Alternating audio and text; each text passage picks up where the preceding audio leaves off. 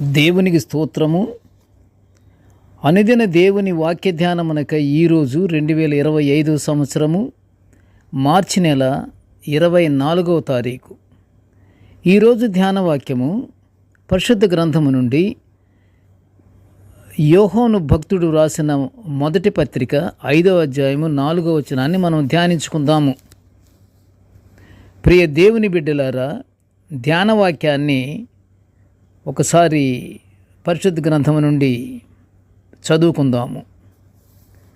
దేవుని మూలముగా పుట్టిన వారందరూ లోకమును జయించుదురు. లోకమును జయించిన విజయము మన విశ్వాసమే. ప్రియ దేవుని బిడ్డలారా, ఈరోజు ధ్యాన వాక్యము లోకమును జయించిన దేవుని కుమారుల విశ్వాసాన్ని మనము ధ్యానించుకుంటున్నాము. లోకాన్ని జయించిన విజయము విశ్వాసమే అంటున్నాడు యోహాను భక్తుడు. దేవుని కుమారులు లోకమును విశ్వాసము ద్వారానే జయించినట్టు నేటి ధ్యాన వాక్యము ద్వారా వినుచున్నాము. ప్రియ దేవుని బిడ్డలారా, విశ్వాసము ద్వారానే జయించినట్లుగా వాక్యానుసారముగా మనము చూస్తున్నాము. కాబట్టి విశ్వాసం అంటే ఇక్కడ బాహ్య సంబంధమైన ఆచారాలను పాటించడం లేక ఏదో ఒక ఉపదేశాన్ని అనుసరించడం కాదు, కానీ దేవునిపై ఆధారపడి ఆయనలో మాత్రమే నమ్మకం కలిగి ఉండటమే విశ్వాసము. దాని అర్థం కూడా అదే. ఈ మాటనే పౌలు గారు హెబ్రీలకు రాసిన పత్రికలోని 11వ అధ్యాయము 1వ వచనములో వివరించడం జరిగింది. పరిశుద్ధ గ్రంథంలో కూడా విశ్వాసం అంటే దేవునిలో నమ్మకం అని అర్థం.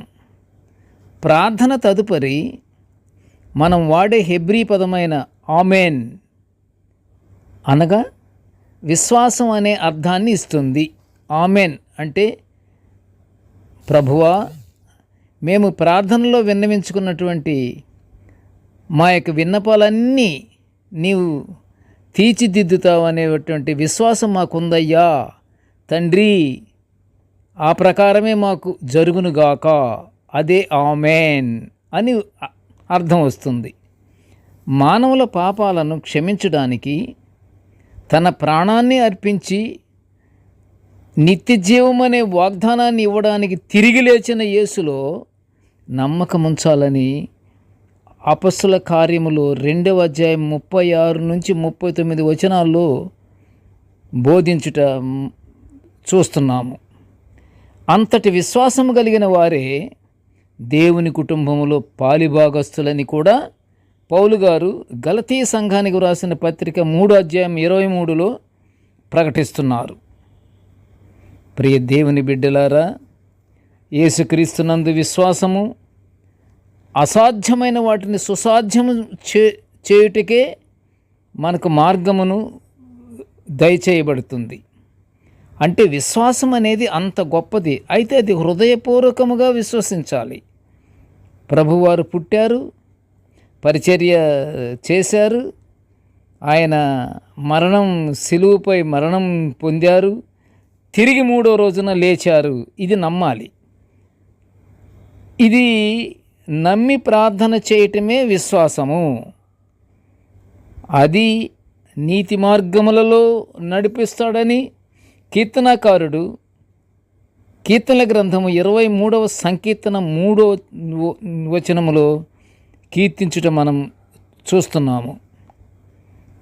దేవునికి కుమారులై ఉన్నవారు విశ్వాసముతో ఎంతటి పనైనా సునాయాసంగా చేయగలరని కూడా ఈరోజు ధ్యానవాక్యము మనకు బోధిస్తుంది. గనుక ప్రియ దేవుని బిడ్డలారా, నేటి ధ్యానవాక్యమును వినుచున్న ప్రియ దేవుని బిడ్డలారా, మనమందరము దేవుని యందు విశ్వాసముతో మనము జీవించుచు పరలోక ఆశీర్వాదాలు పొందుకుందాము. ప్రార్థన చేసుకుందాము. కృపగల తండ్రి, జీవము గల నాయన నీకు స్తోత్రములు తండ్రి. అయ్యా, నీ దివ్యమైనటువంటి వాక్యాలను తండ్రి మేము నిత్యము ఇలా ధ్యానించుకునే గొప్ప భాగ్యాన్ని మాకు అనుగ్రహించినందుకు నీకు ఘనమైన స్తోత్రములు స్తోత్రములు స్తోత్రములు తండ్రి. పరిశుద్ధుడా పరమ తండ్రి, నేటి ధ్యాన వాక్యమును వినుచున్న ప్రతి ఒక్కరిని నాయన ఆశీర్వదించయ్యా.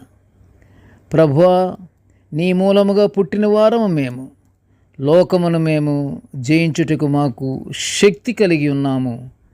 మాకు ఇంకా తండ్రి ఎక్కడ ఏ అపవాదికి మేము లోనవ్వకుండా, మేము దాసులం అవ్వకుండా తండ్రి, మా హృదయాలను మా మనసులను స్వాధీనములో ఉంచుకొని తండ్రి లోకాన్ని జయించే గొప్ప భాగ్యాన్ని మాకు కలదు అని మేము విశ్వాసముతో నీ యందు నమ్ముకొనుచున్నాము గనుక ప్రభువా, మా విశ్వాసాన్ని తండ్రి దయించి ప్రభువా ఆ ప్రకారమే జరిగించమని నీ పాదముల చెంత మేము మొరపెట్టుకొనుచుంటున్నామయ్యా. ప్రభువా, మేము పూర్తి విశ్వాసము కలిగి నీ యందు భయభక్తులు కలిగి జీవించే భాగ్యాన్ని మాకు అనుగ్రహించమని ఈ మనవులన్నీ యేసయ్య పుణ్యనామమున వినయముగా వేడుకొంచుంటున్నాము తండ్రి. ఆమెన్.